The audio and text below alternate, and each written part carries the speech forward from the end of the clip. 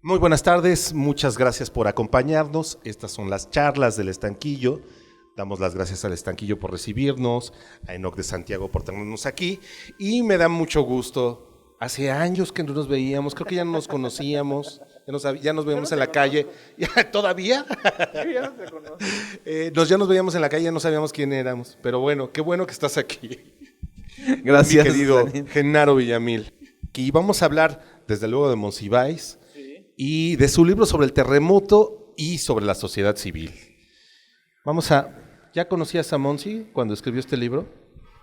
Cuando yo escribí el libro, cuando él escribió. ¿Cuándo él escribió? Porque tú todavía no escribías, estabas muy chiquito. No, sí escribía. Le escribía ¿Proceso ya? No. No, yo tenía 15 años. Y ya había yo leído a Carlos. Las escenas de Pudor y Liviandad ya estaban publicadas, si no me equivoco. Y justamente con los sismos, me acuerdo perfecto, él le comienza a publicar en la revista Proceso la serie de textos y de crónicas que dieron lugar a Los Rituales del Caos y después a Nos y Nosotros. Sí. A este libro. ¿Sí lo conocen? De Nos y Nosotros. Este Nos y Nosotros es un libro que se hizo a los 20 años de los sismos del 85, o sea, en el 2005 lo publicó Carlos. Pero fueron escritos en el momento, fueron crónicas que fueron apareciendo digamos en fechas recientes. Al sismo, y aquí, quiero decir. Bueno, en este le agregó porque aquí está, por ejemplo, la parte del desafuero, la movilización contra el desafuero de López Obrador en el 2004, 2005. Sí. Y los textos que yo me acuerdo leí en la revista Proceso y en La Jornada, también empezó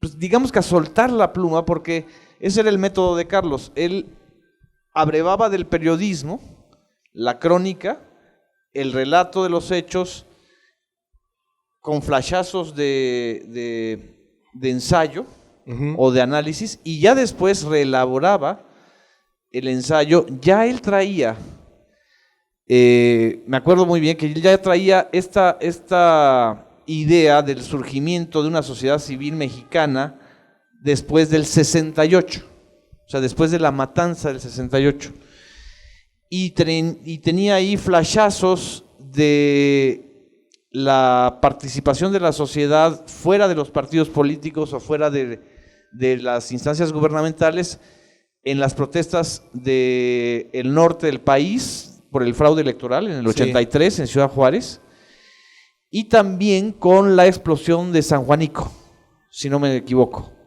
que fue antes de los sismos. Entonces, él ya traía esta elaboración, y cuando ocurren los sismos y ocurre la reacción de la Ciudad de México, de los habitantes de la Ciudad de México, esta toma de poder de la Ciudad de México que desplaza al gobierno de Miguel de la Madrid, desplaza al ejército, etcétera, él entonces cristaliza lo que ya venía observando o ya venía él elaborando, ¿no? Y en esos primeros textos, yo me acuerdo que los leí muy chavo, pues yo no entendía ni qué era sociedad civil, la verdad. Creo que mucha gente todavía no lo entiende o se confunde. Pero Carlos colocó un tema gramsciano, un concepto de Antonio Gramsci muy académico, muy en la corriente o en la tradición marxista, sí. dentro del periodismo y la crónica y la explicación de lo que han sido los sismos, porque los sismos no solamente ocurrieron en el momento del temblor o de la devastación física y telúrica de la ciudad, sino que han ido, y esa es la parte más hermosa de este libro de Nos y Nosotros. Él dice, han sido sismos continuos, ¿no? En donde la Ciudad de México ha vuelto a despertar y a desafiar las estructuras de poder, ¿no? Hablas del 68, hablas de San Juanico, bueno, Monsiváis habla de estos temas y del terremoto. ¿Quiere decir que la sociedad civil, te hago una pregunta doble, ¿qué es la sociedad civil para empezar? Sí. Y quiere decir que la sociedad civil solo surge después de un gran de una tragedia nacional, o debería ser una especie de continuidad dentro de la paz y no de la tragedia solamente? Vamos a hacer, por ejemplo, una definición antinómica, es decir, sociedad civil no es sociedad política, es decir, es todo lo que no es la sociedad política, es decir, los gobernantes, los partidos políticos, los integrantes de los poderes legislativo, ejecutivo, las instituciones municipal, los que están al frente del Estado, ¿no? Uh-huh. Esa es sociedad política. Tampoco es una sociedad de mercado, es decir, la sociedad civil no solo son los consumidores. El neoliberalismo siempre ha planteado a la sociedad civil como mercado, es decir, pensamos que como mercancías, o sea, claro. o los individuos son mercado, es decir, una masa enorme que van a comprar y nada más se dedican a comprar, o son mercado, es decir, son consumidores a los que hay que nada más pues estarles dando productos e incentivos. Uh-huh. Tampoco es pueblo, ¿sí? En el concepto tradicional e histórico del término. Ahí entramos en un conflicto, digamos. ¿Cómo se separan uno del otro? Son denominaciones, pero básicamente lo que plantea Carlos, y eso es quizá el parteaguas de la reflexión sobre la sociedad civil en México, uh-huh, es que la sociedad civil es un intento de empoderamiento de los individuos como masa y como individuos conscientes contra el autoritarismo, ¿sí? No puede haber sociedad civil si hay autoritarismo dentro de esa sociedad civil, ¿sí me explico? Claro, sí. Es decir, es un movimiento de la sociedad, es una toma del poder, uh-huh, para participar en la toma de decisiones o para autoorganizarse o para incidir en las decisiones del poder político, o para crear lo que también Carlos reflexiona mucho a lo largo ya después de los sismos, las batallas culturales. Es decir, las batallas culturales que no son, pues obviamente no son las de Bellas Artes o las de las bellas artes, sino las culturales, es decir, la transformación de una noción, ¿cómo podríamos explicarla? Hay un ejemplo muy claro de Carlos Monsiváis. Dice, una de las batallas culturales ganadas en México es el de la homofobia, por ejemplo.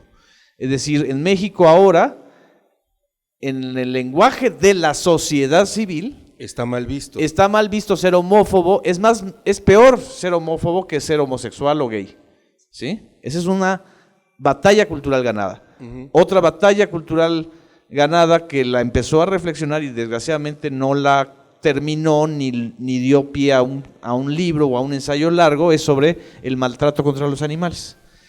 Él fue quizá de los primeros intelectuales de su categoría o de esa élite cultural a la que él perteneció, que empezó a decir esto. O sea, sí, hay una revolución o hay una batalla cultural ganada. Esas batallas culturales solo se dan a través de la sociedad civil. Claro. Y son batallas de la opinión pública. Es decir, en donde hay una deliberación. La sociedad civil, sí, también lo plantea él, necesariamente delibera, ¿sí? No solamente acata órdenes o asume instrucciones, es una sociedad que delibera. Por ejemplo, un ejemplo muy claro, que me acuerdo que Carlos me lo señaló, de cómo incidió la sociedad civil, o cómo ahí ves a la sociedad civil. No sé si ustedes se acuerdan del primer meeting de López Obrador después de las elecciones del 2006 en el Zócalo. ¿Sí se acuerdan? ¿O estuvieron? Cuando empezó a surgir la consigna de voto por voto, casilla por casilla. Esa consigna no era de López Obrador. O sea, López Obrador no estaba pidiendo voto por voto, casilla por casilla. Esa consigna salió de ese evento, ¿sí? Salió de ese momento. Uh-huh. Otro ejemplo muy claro, la marcha del 20 de noviembre de 2014 de Ayotzinapa. O sea, la marcha más grande, en donde la frase fue el Estado, uh-huh, ¿sí? Se convierte en el símbolo o en la concreción de un sentimiento social.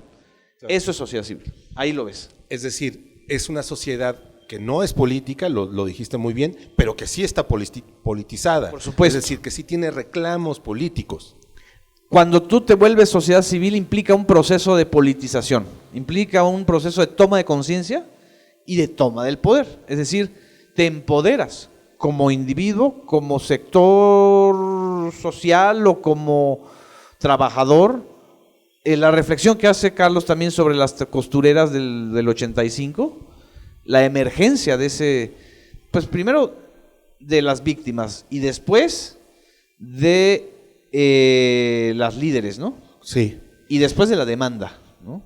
Son varias etapas, pero te preguntaba también, ¿surge solo después de una tragedia? Estamos pensando en Ayotzinapa, estamos pensando en las costureras, estamos pensando en el terremoto, etcétera, en San Juanico. Surge de crisis, o sea, surge de las crisis y de los conflictos.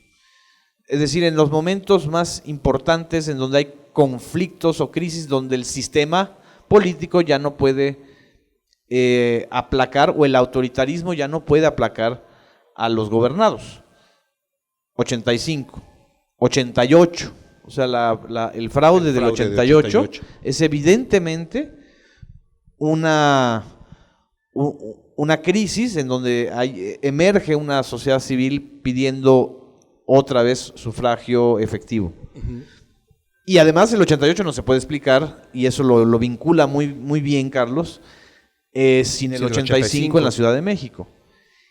Y posteriormente ese gran movimiento social para pedir que se frenara la masacre en Chiapas después de la irrupción del Ejército Zapatista de Liberación Nacional. Uh-huh.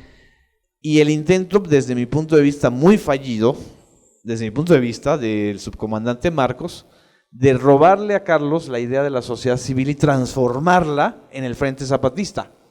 Ese debate, que sería, por cierto, que sería bueno recuperarlo, ¿no? Que está escrito en La Jornada.